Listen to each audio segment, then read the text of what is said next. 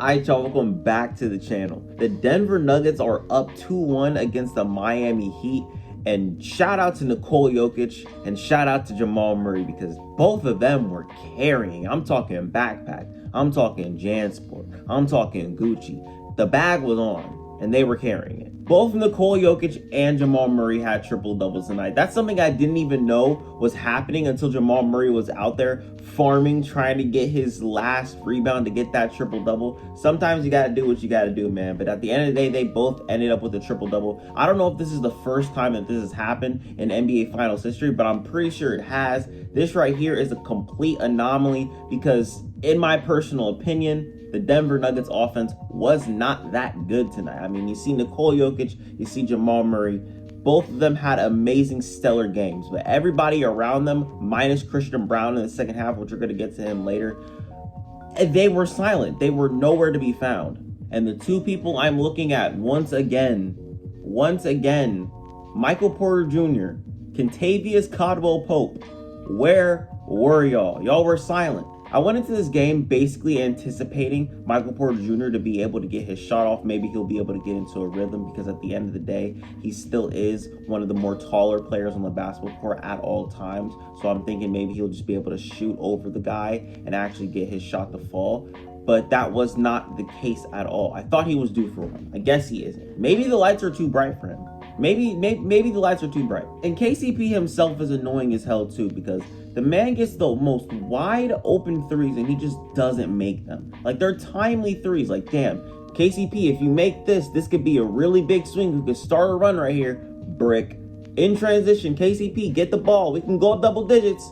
Nope, that's a brick as well. KCP, we're going to give it to you in the corner. Here you go. Wide open shot. Brick. Like, please just make a shot. Please just make a shot. To save your life, you need to make a three, bro. And it really feels like a repeat of game one because once again, this Nuggets offense cannot find their rhythm at the three-point line. They shot 27% today to Miami's 31%, which back in game one, it really did feel like the Nuggets shot better than Miami, but they didn't. Miami shot better than them again tonight. And it didn't help them at all that they were getting killed on the turnovers as well. Miami only turned the ball over 4 times. Jamal Murray turned the ball over more than the Miami Heat did as a whole collective. These are the good things that you could take away from the Miami Heat, even though you guys did lose by 15 points. There is some stuff that you need to clean up. I do think that Jamal Murray and Nikola Jokic need to be dealt with, and I don't know what you fucking do at this point, man, because you come in here, you continue to throw more bodies at Jamal Murray as you should. You realize that you got to stop Jamal Murray to stop Nikola Jokic. It's pretty obvious that that was the game plan that you guys needed to go with, and that didn't even work. Nikola Jokic steps off the floor, you guys go into a 3-2 zone.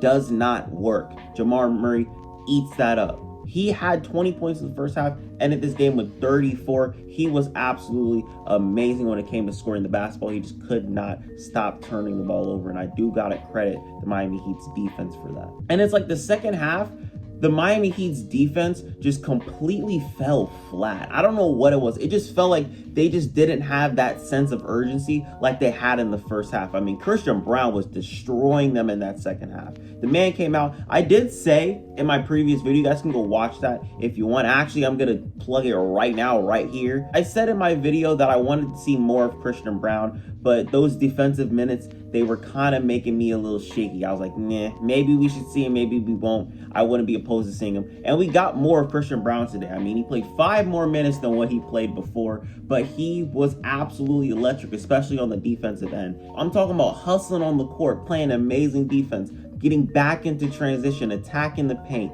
The man was doing it all off the bench, and I love to see that. We need to see more of Christian Braun this series. I love seeing him, man. I do. Shout out to Kansas, bro. That's the Kansas kid right there, man. You know, it's tough because I have a lot to say about Miami. And I feel like they are still proving me wrong in the sense that Bam can stay aggressive. However, I'm so indifferent with Miami because the Miami that we saw in game 2 was not the Miami we saw in game 3. It makes no sense. I can say that in the first half, we saw that Miami that we saw in game 2. We saw an aggressive Bam Adebayo. We saw Jimmy Butler be aggressive in the first half, which is something that we haven't seen all throughout the NBA playoffs. And it felt like we were getting the true Miami Heat experience. I mean, Caleb Martin was going out there. He was hitting his shots. I believe Gabe Vincent hit his shot as well. Kevin Love came out and he hit a 3, I believe. And it really did feel like the Miami Heat were going to have control of this game throughout the whole entire time, and we were going to get a good game by the end of it. But that second half, they came out and they fell flat, bro. Their offense became stagnant. I feel like they are too over-reliant on Jimmy Butler and Bam Adebayo to get shots. I mean, if you look right here, Jimmy Butler, it took him 24 shots to get 28. Is that something that the Denver Nuggets are going to live with? Yes. You got Bam Adebayo, it took him 21 shots to get 22 points. He did grab 17 rebounds, which I do give him credit with that. But Gabe Vincent, terrible tonight. Max Strus, terrible tonight. I'm glad to see Cody Zeller played 5 minutes. 5 minutes too many. Don't play him. I'm sorry, don't play him, bro. Another person that needs to be played more, I think 2 people that need to be played more is Haywood Highsmith and Duncan Robinson. This is what I don't get. You play Duncan Robinson in the Eastern Conference Finals, and he's showing you that he could do the exact same thing in the NBA Finals, getting you guys back into the game in game 2, just for him to play 13 minutes tonight. And every single time he touched the basketball court, he was making a play, making a 3, doing something that actually gave them productive offense. I don't know why Eric Spoelstra didn't run with Duncan Robinson more. I don't know why he stuck with Gabe Vincent. I think that was a terrible, terrible coaching decision on Eric Spoelstra's part. And I think that lost them the game because he just kept this man in the game. It was nasty. I'm not gonna lie, it was disgusting. But I don't really have that many other takeaways from this game. I really do feel like they need to stop having this man Jimmy Butler bring up the ball. I liked when they were having Bam Adebayo bring up the ball and actually set up the offense that takes Nikola Jokic away from the basket. I think that's another thing that they need to do more and they need to go to more. They actually need to have Bam run dribble handoffs. I think that will work as well. I don't know. I don't know. There's not much else that Miami can do against Nikola Jokic and the Denver Nuggets.